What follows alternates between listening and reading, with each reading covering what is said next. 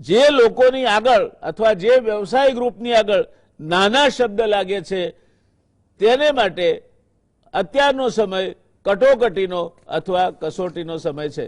આ સંપૂર્ણ બાબતની ચર્ચા કરવા માટે અને બેરોજગારી ક્યાં જઈને અટકશે અને એના શું પરિણામો આવશે તેની વાત કરવા માટે આજે આપણી પાસે એક અત્યંત નિષ્ણાત કહી શકાય એવી પેનલ ઉપલબ્ધ છે।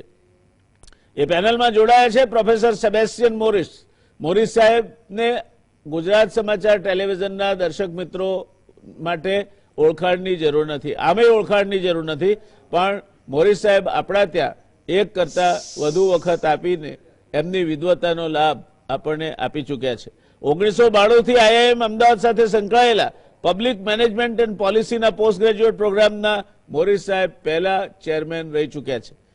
નયનભાઈ પરીખ અમદાવાદ આઈઆઈએમમાંથી અભ્યાસ, 25 વર્ષથી વધુનો મેનેજમેન્ટ સેક્ટરનો અનુભવ, ફાઇનાન્શિયલ એક્સપર્ટ અને 3 થી 4 મુખ્યમંત્રીઓના સલાહકાર તરીકે રહેવાની વિશિષ્ટ કાબેલિયત એ નયનભાઈ પરીખ પાસે છે અને અર્થવ્યવસ્થાના એ એક સારા પૃથક્કરણ કરનાર વ્યક્તિ છે તેમ કહીએ તો એમાં જરાય અતિશયોક્તિ નથી।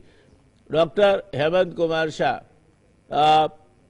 પ્રોફેસર કહીએ તો શિક્ષણવિદ અને નહીતર અર્થશાસ્ત્રી અને બનતી ઘટનાઓના એક ખૂબ જ ચકોર કહી શકાય, શાર્પ કહી શકાય તેવા પૃથક્કરણકાર એટલે હેમંતભાઈ પણ ગુજરાત સમાચાર ટેલિવિઝન માટે નવા નથી। માણસ પાસે જો રોજગારી નહીં હોય, જો બેરોજગારી એ સ્તરે પહોંચશે કે એને ખાવા માટે કશું હાથમાં અથવા હાથ વગું નહીં હોય તો બુભુક્ષિતમ કિમ ન કરોતિ પાપમ, ભૂખ્યો માણસ કોઈ પણ પાપ કરે એ નીતિને અનુસરીને મોટી અરાજકતા ફેલાશે। જવું છે નયનભાઈ પાસે, પણ એ પહેલા હેમંતભાઈએ જે કહ્યા એમાંથી 3 મુદ્દા મને તમારા ધ્યાને મૂકવા યોગ્ય લાગે છે। એમાંનો પહેલો મુદ્દો છે કે ભગવાનની દયાથી આપણી વસ્તી રાત્રે નહીં એટલી દિવસે ને દિવસે નહીં એટલી રાત્રે વધે છે। હવે આ ડેમોગ્રાફિક ડિવિડન્ડ તો મળે છે, મળતું હશે જ્યાં મળતું હશે ત્યાં, પણ ડેમોગ્રાફિક ડિઝાસ્ટર નો એક ભાગ એ છે કે 2% પ્રમાણે તમારે નવી નોકરીઓ ઊભી કરવી પડે ને અત્યારે 140 કરોડ વસ્તી છે આપણી, એટલે વર્ષે તમે 3 કરોડ નોકરીઓ ઊભી કરો ત્યાં સુધી તો એ ચવાઈ જાય, વસ્તી વધારો એને ખાઈ જાય। ત્યાર પછી બીજી વાત કહી હેમંતભાઈએ, તે લગભગ 60 કરોડની વસ્તીને સ્પર્શે તે પ્રકારની બેરોજગારી અથવા અનએમ્પ્લોયમેન્ટ ઊભું થયું છે તેની વાત કહી। અને ત્રીજી વાત એમણે એ કહી કે આ બધું કરતાંય તમારે માણસના હાથમાં વધુ બચત કરે છે એના બદલે વધુ ખર્ચે તે માટે પૈસા મૂકવા પર છે। નયનભાઈ, આ પાછી મંદીને દૂર કરવા માટેની કિનેશિયન થિયરીની વાત આવી, શું માનવું છે આપનું? આ બેરોજગારીને મંદીને દૂર કરવા માટે વધારે લોકો વધારે પૈસા ખર્ચતા થાય તે પ્રકારની પરિસ્થિતિનું નિર્માણ અત્યારના સમયમાં શક્ય છે ખરું?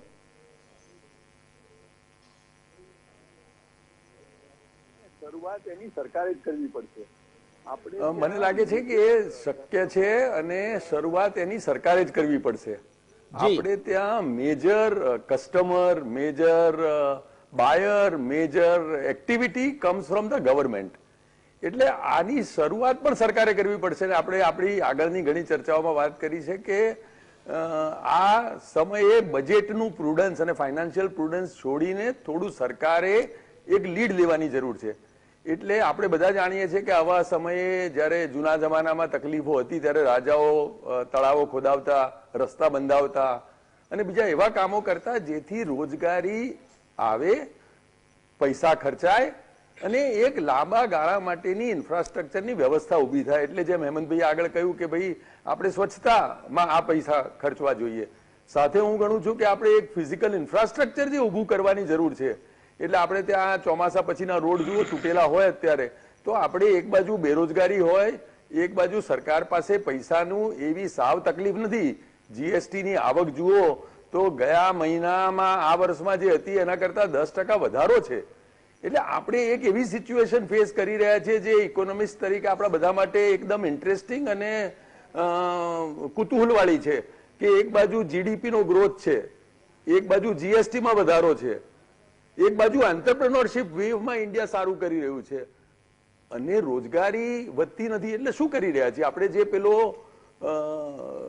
પેલો જોબલેસ ગ્રોથ જે એક અભિશાપ ગણાય એ તરફ આગળ વધી રહ્યા છીએ ને, એમાં આપણે શું કરવું જોઈએ? એટલે જો જીડીપી ગ્રોથ વધવાનો હોય પણ જો નોકરીઓ ના વધવાની હોય, જો આપણે ત્યાં જીએસટી કલેક્શન વધવાના હોય પણ ફાઇનલી રોજગારી ઘટવાની હોય, અથવા આંતરપ્રેન્યોરશિપ જે અત્યારે આપણે ત્યાં 8 કરોડની ઉપર આંતરપ્રેન્યોર થયા છે, જે એક સ્ટેડી ગતિથી આગળ વધી રહ્યા છે, પણ આપણા આંતરપ્રેન્યોર્સ એવા છે કે બધા જે ઓલમોસ્ટ સેલ્ફ એમ્પ્લોયમેન્ટની આસપાસ, જેમ આગળ ચાની ગલ્લાની વાત થઈ એમ માણસ જો પોતાને જ નોકરી આપે, એટલું જો સ્ટાર્ટઅપ કે એ કર્યું હોય કે એટલું જ એન્ટરપ્રાઇઝ કર્યું હોય, તો એને આપણે નોકરીઓ આપવાવાળો વિકાસ ના કહી શકીએ. એટલે જો આંતરપ્રેન્યોરશિપ વધે અને જોબ્સ ના વધે તો આ પરિસ્થિતિ શું ઇન્ડિકેટ કરે છે? અને આમાં સરકાર થકી અને આપણા બધા થકી આપણે શું બદલાવ લાવવો જોઈએ? કારણ કે એવો ગ્રોથ ઉભો કરીશું જેનાથી જો એમ્પ્લોયમેન્ટ નહીં ઊભી થાય તો અસંતોષ, તમે કહ્યું એમ જો ભૂખ્યા જનોનો જઠરાગ્નિ જાગશે, બીજી બધી જે તકલીફો થશે, આપણે જો લોકોના પ્લેટ ઉપર ખાવાનું નહીં મૂકી શકીએ તો એ વિકાસને શું કરવાનો? એટલે એ હું ગણું છું કે એ ડાયકોટોમી મારે એક આપણા બધાના ધ્યાનમાં લાવી છે, અને આપણે બધાએ મળી અને સરકાર સાથે બેસી આનો ઉકેલ કરે જ છૂટકો છે કે આમાં આપણે એવો કેવી રીતે ગ્રોથ લાવીએ કે જેથી એમ્પ્લોયમેન્ટ ઓપોર્ચ્યુનિટી પણ ઊભી થાય. આ ઉપરાંત મારા 1-2 સજેશન્સ એ છે કે આવા સમયે જે એક ફિઝિકલ ઇન્ફ્રાસ્ટ્રક્ચર ઊભું કરવું જોઈએ, જે સરકાર કરશે તો એમ્પ્લોયમેન્ટ જનરેટ થશે અને ઇકોનોમીમાં સારી અસર ઊભી થશે. બીજું હું ગણું છું કે અત્યારે જેમ આપણે કોવિડના રોગચાળા માટે હોસ્પિટલ્સ ઊભી કરી છે, એવી આપણે ત્યાં ઇન્ડસ્ટ્રીયલ સિકનેસ છે એના માટે કઈ હોસ્પિટલ ઊભી કરીએ? આપણે કોઈ પણ માણસને જેમ મરવા નથી દેતા, તો ઇન્ડસ્ટ્રીને કેવી રીતે મરવા દઈએ? એક ઇન્ડસ્ટ્રી નવી ઊભી કરવી, નાખવી, એ આપણને બધાને ખબર છે કેટલો કપરો આપણા માટે ચેલેન્જ છે. હવે જો આપણે એક ચાલુ ઇન્ડસ્ટ્રી અથવા જે ઇન્ડસ્ટ્રી શરૂ થઈ છે એને મરવા દઈશું, કાં તો નાણાંના અભાવના કારણે, કાં તો ડિમાન્ડના કારણે, કાં તો સરકારી મદદના અભાવના કારણે, એ કેવી રીતે ચાલશે? એટલે આપણે જે કોવિડની હોસ્પિટલ ઊભી કરીએ છીએ એના સાથે મારા ખ્યાલથી વ્યાસ સાહેબ તો પોતે ઇન્ડસ્ટ્રીયલ એક્સટેન્શન બ્યુરો અને બધા ઇન્ડસ્ટ્રીઝમાં ઘણું મોટું કામ કરી અને ઇન્ડસ્ટ્રીની સિકનેસ અંગે પોતે અભ્યાસુ છે, અને મારા હિસાબે સરકારે આ બધા તજજ્ઞો પાસે મદદ લઈ અને એક એવી વ્યવસ્થા ઊભી કરવી જોઈએ જ્યાં આપણે બધાની એક મક્કમ નિર્ધાર થાય કે આપણે કોઈ પણ ચાલુ ઇન્ડસ્ટ્રીને મરવા નહીં દઈએ, કોઈ પણ વેપાર ધંધો જે શરૂ થયો છે એને બંધ નહીં થવા દઈએ, અને જો એ બંધ થશે તો આપણને એક સ્વજન ગુમાયાનું નુકસાન અથવા સ્વજન ગુમાયાનું જેટલું દુઃખ હોય એટલું જ કેવી રીતે થાય, અને એના માટે જે આપણે કરવું પડે એ બધું આપણે, જેમ માણસ મરતો હોય તો વેન્ટિલેટરની વ્યવસ્થા કરીએ છીએ, તો ઇન્ડસ્ટ્રી એક જે 50, 100, 500 લોકોને જો વ્યવસાય આપતી હોય, જો રોજગારી આપતી હોય, જો એમના પ્લેટ પર ખાવાનું આપતી હોય, તો એને કેવી રીતે મરવા દઈશું? એના માટે આપણે આપણી સંવેદના કેળવવી પડશે અને પછી એ પ્રમાણે એક સુવ્યવસ્થા ગોઠવવી પડશે, જેના કારણે આપણે નક્કી કરીશું કે હવેથી આપણે કોઈ પણ ઇન્ડસ્ટ્રીને મરવા નહીં દઈએ, અને એ મરવા તો જ દઈશું જો આપણે બધા જ એફર્ટ કરી ચૂકીશું, અને પછી કોઈક આપણને લાગતું હોય કે આ ઇન્ડસ્ટ્રી કોઈ પણ કાળે નથી સર્વાઈવ થઈ શકે તો જ આપણે એને મરવા દઈશું. ત્રીજું હું ગણું છું આપણે જે મેક ઇન ઇન્ડિયાની વાત કરીએ છીએ એની જોડે ઇઝ ઓફ ડુઈંગ બિઝનેસ બંને મેળવી, અને ચાઇના તરફ એક અત્યારે લોકોનો રોષ છે, ચાઇના તરફથી ઇન્ડિયા બાજુ આપણે ત્યાં ધંધાકીય પ્રવાહો વળી રહ્યા છે, એમાં આપણે કેવી રીતે એક એવી વ્યવસ્થા ઉભા કરીએ કે ઇન્ડિયામાં આપણે ઉદ્યોગો આકર્ષીએ, ઉદ્યોગોને ઇન્વેસ્ટમેન્ટ આવશે તો એની સાથે ચોક્કસ રોજગારીની પરિસ્થિતિ પણ ઊભી થશે. એટલે હું માનું છું કે આ 2-3 ચીજો જો આપણે કરીશું, ફિઝિકલ ઇન્ફ્રાસ્ટ્રક્ચર કરીશું, આપણે ઇઝ ઓફ ડુઈંગ બિઝનેસ કરીશું, અને જે ઇન્ડસ્ટ્રી ચાલુ છે એને જો મરવા નહીં દઈએ તો આપણે જો ઓલરેડી એમ્પ્લોયમેન્ટ ઊભી થઈ છે એ આપણે સસ્ટેન કરી શકીશું અને એ જ આગળ વધારી શકીશું. આપણે ત્યાં આ બધી જે એમ્પ્લોયમેન્ટ છે એમાં 2/3 એમ્પ્લોયમેન્ટ તો ખાલી ફાર્મર્સની અને ડેલી વેજર્સની છે. ખરેખર જે દર મહિને સેલરી આપે એવી એમ્પ્લોયમેન્ટ તો આપણે ત્યાં માત્ર 8 કરોડ છે. આને વધારીશું તો જો ઇન્ડસ્ટ્રી આગળ ચાલશે તો આ બધું આગળ થશે, અને એ બાબતમાં આપણે કામ કરીશું તો મારા ખ્યાલથી આપણે આ બેરોજગારીના પ્રશ્ન પર મૂળમાં કામ કરી અને એના કંઈક લાંબા ગાળાના પરિણામો લાવી શકીશું. ધન્યવાદ નયનભાઈ. દર્શક મિત્રો, નયનભાઈએ 3 મુદ્દા ખૂબ અગત્યના કહ્યા.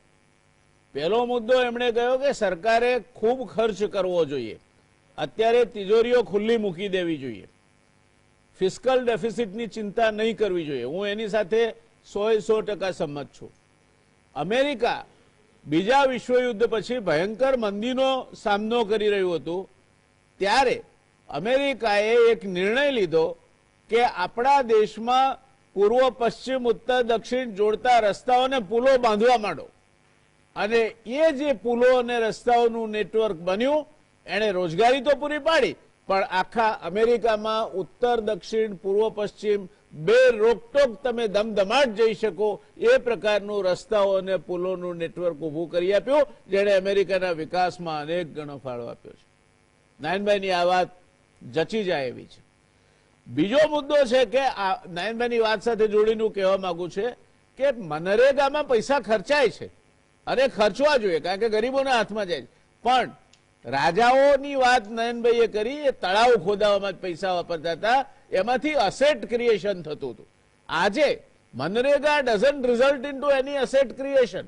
દર વર્ષે એના એ જ તળાવો ફરી ખોદાય, એની એ જ જગ્યાએ ખાડાઓ ખોદાય, એની એ જ જગ્યાએ એના એ જ કામ માટી કામ ફરી થાય, વળી પાછા ધોવાઈ જાય, અસેટ ક્રિએશન થાય. એ પ્રકારના કામો આપણે કરવા જોઈએ. આજે આપણે મનરેગામાં ખર્ચો પુષ્કળ કરીએ છીએ, પણ સંપત્તિ સર્જન નથી થતું. એટલે આ બીજો મુદ્દો પણ નયનભાઈનો ખૂબ વ્યાજબી છે.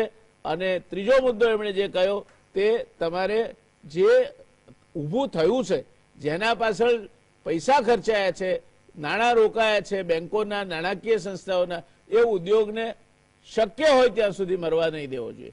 આ ત્રણેય વાતો મને લાગે છે કે મંદીને મારી હટાવવી હોય અને બેરોજગારીનો અસરકારક રીતે સામનો કરવો હોય તો ખૂબ જરૂરી છે. નયનભાઈ, આપણા ત્યાં જિલ્લા કક્ષાએ જિલ્લા આયોજન નામનું એક વિભાગ હોય છે. હવે એ જિલ્લા કક્ષાએ ખરેખર તો એ ફોકલ પોઈન્ટ બનવું જોઈએ આયોજનનું અને બાકીના ત્યાં જે ખૂટતી સવલતો ઊભી કરવાનું. એ આયોજન વિભાગને આપણા ત્યાં લેક ક્લસ્ટર વિભાગ ગણવામાં આવે છે, કોઈ રાજ્યમાં હોય કે પછી જિલ્લામાં હોય કે ગમે ત્યાં. તો શું લાગે છે આપને? આ એક પ્રશ્ન which you will quickly answer. અને બીજો, આપણા ત્યાં 1% લોકો પાસે 58% સંપત્તિ છે અને 10% લોકો પાસે 90% સંપત્તિ છે.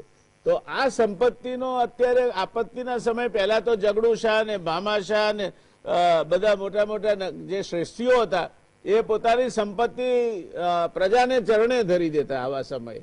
તો તમને લાગે છે કે આ લોકોનો કઈ કશોક ઉપયોગ કરી શકાય?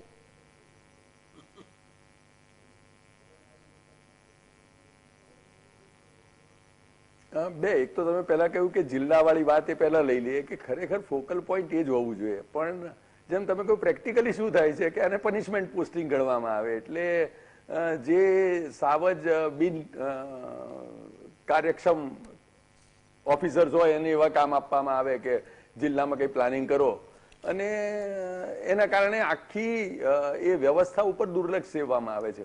હું ગણું છું કે ત્યાં તે જ ઓફિસર્સને મૂકો, ત્યાં ખરેખર કામ કરવાની જરૂર છે. તમે કહ્યું એમ that is where action is required. એટલે ખરેખર સારા ઓફિસર્સ ત્યાં જરૂર છે. આપણે ખરેખર આપણા બધાની આંખો ત્યાં લગાડવાની જરૂર છે, ત્યાં આગળ વ્યવસ્થા ઉભા કરવાની જરૂર છે. અને ત્યાં જે આપણે ઇન્વેસ્ટમેન્ટ કરીશું, જે એફર્ટ કરીશું, એનું જે રિઝલ્ટ આવવાનું છે, લોંગ ટર્મ આવવાનું છે, અને એમાં જે પાયાના લોકો છે એ જિલ્લા ક્ષેત્રે એને મદદ થશે. એટલે મારું ચોક્કસ આ તમે સારો પોઈન્ટ લાવ્યા છે, કારણ કે અત્યાર સુધી ચર્ચામાં આવ્યો નતો, એ કે જિલ્લા ક્ષેત્રે કામ થવું જોઈએ. જિલ્લા ક્ષેત્રે શું શું જરૂરી છે એ ઇન્ફ્રાસ્ટ્રક્ચર ઊભું થઈ જવું જોઈએ, અને એમાં જિલ્લામાં જેટલી ઇન્વોલ્વમેન્ટ વધારે હશે એટલું જ રેલેવન્ટ ઇન્ફ્રાસ્ટ્રક્ચર ઊભું થશે. એટલે મનરેગામાં જેમ કોઈ ડબલ કામ થઈ જાય, એ જો જિલ્લાની ઇન્વોલ્વમેન્ટ હશે તો થશે જ નહીં. એ લોકોને ખબર છે કે ક્યાં શું શું થઈ રહ્યું છે, ક્યાં કરવાની જરૂર છે, ક્યાં કરવાની નથી જરૂર, ક્યાં તકલીફો છે, એ બધું એમને તરત ખબર છે. એટલે જિલ્લાની રિક્વાયરમેન્ટ તો બરાબર જ છે અને જિલ્લાને કરવું જોઈએ, એ વાત તમારી બિલકુલ વ્યાજબી છે અને આપણે એમાં પૂરતું ધ્યાન આપવાની વાત છે. બીજું આપે જે કહ્યું કે ભાઈ જે શ્રેષ્ઠીઓ છે એનો આ વખતમાં શું રોલ? એટલે ખરેખર આપત્તિના સમયે રાજાઓ શ્રેષ્ઠી પાસે જતા અને શ્રેષ્ઠી પૈસા આપતા એટલે લોન આપતા. હવે આપણે અત્યારે જરૂર પડે તો કોઈક લોન લઈએ એટલે ગવર્મેન્ટ ગેરંટીડ લોન્સ આપે, કોઈ જોડે સાથે પેલું કોર્પોરેટ સોશિયલ રિસ્પોન્સિબિલિટી તરીકે એ એક્ટમાં આપણે અત્યારે કંઈક વધારે એવી પ્રાવધાન ઉભા કરીએ કે જેથી સીઆરએસમાં લોકો વધારે પૈસા આપે. બીજું એ જે પૈસા આપે છે એની સામે આપણે અત્યારે એમની પાસેથી એ પૈસા લઈને એમને કશું જ ના મળે, એની જગ્યાએ એક એવી વ્યવસ્થા ઊભી કરીએ કે જ્યાં એમને સમાજમાં કોન્ટ્રીબ્યુશન કરવાનો એક સંતોષ પણ મળે અને સામે કંઈક 1% રિટર્ન પણ મળે. એ ચોક્કસ વ્યવસ્થા પોસિબલ છે. એટલે હું આ ગણું છું કે ઇન્ફ્રાસ્ટ્રક્ચરના બધા જે પ્રોજેક્ટ છે જે આપણે ખરેખર કરીએ છીએ એમાં કોઈક ને કોઈક રીતે જો આપણે પીપીપી કરીએ અને જો એ લોકોનું પાર્ટિસિપેશન ગોઠવીએ અને એ પાર્ટિસિપેશનમાં એવું ગોઠવીએ કે સરકાર મેજર ફાળો આપે, જેથી પેલું વાયબિલિટી ગેપ ફંડિંગ છે એ આપણે જે 20-25% રાખીએ છીએ આમાં 75% રાખીએ અને 25% ભલે આવા ઇન્ડસ્ટ્રીયાલિસ્ટ અથવા આવા જે આપણા શ્રેષ્ઠીઓ છે એની પાસે આવે. આપણે એવા જે હેમંતભાઈએ કહ્યું એનાથી હું થોડો એટલા માટે ડિફર થઉં છું કે બિગ ટિકિટ ઇન્ફ્રાસ્ટ્રક્ચર પ્રોજેક્ટની અત્યારે જરૂર છે. જે મારા મિત્ર સેબેસ્ટિયન મોરિસે બી કહ્યું કે ખરેખર અત્યારે નાની નાની ચીજો કરવાનો ટાઈમ નથી, એનાથી બહુ અસર બી નહીં થાય. આપણે જીડીપી ગ્રોથમાં એક મોટો જમ્પ લઈશું તો આ ખરેખર એમ્પ્લોયમેન્ટ પર અસર થશે. જો નાના નાના ચેન્જીસ કરીએ છીએ તો આપણે જોઈએ છે કે એમ્પ્લોયમેન્ટ પર એનો જાજી અસર થતી નથી. એટલે હું ગણું છું કે જે બિગ ટિકિટ ઇન્ફ્રાસ્ટ્રક્ચર પ્રોજેક્ટ છે એમાં કોઈક એવી વ્યવસ્થા ઉભી કરીએ કે જેથી આ ઇન્ડસ્ટ્રીયાલિસ્ટ જે આ શ્રેષ્ઠીઓ છે એ લોકો ફાળો પણ આપે અને એમને કોઈક એના થકી સમાજમાં કોન્ટ્રીબ્યુશન આપે ને સમાજને પણ ફાયદો થાય.